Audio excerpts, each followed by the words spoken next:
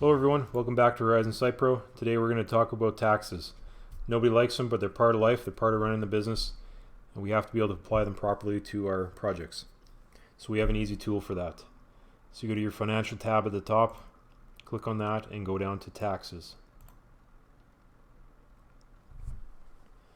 We've got a few taxes already created here for us.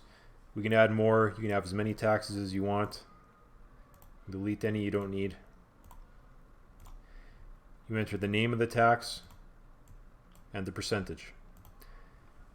You might have multiple taxes because some things might only have one tax component.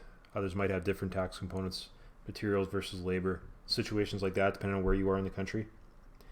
And you can also select which one or which ones are applied by default. So we're going to have just this one applied by default.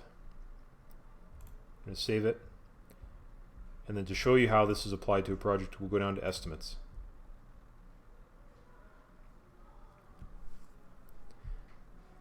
So in here, we're going to create a new estimate, add a line item, and we won't deal with any other information on here. There's another video for how estimates work. We're just going to focus on the taxes. So right here is the tax rate. This is where they're applied. So we're going to have a builder cost of 1, client cost of 2, of a quantity of 5 here, and you can see this is our total, and then with taxes this is our total because it's automatically applying this tax. Because we had this tax set as our default, it shows up right away and we don't have to do anything else. You can click this little X and get rid of it. You can have no taxes, or if you click this again, you have a drop down of all the ones you created before. So we can click a different one, it'll apply that rate. And at the bottom here it has a total. And so the tax rates come into play for many different parts of the software, whether it's estimates, creating proposals, doing a change order.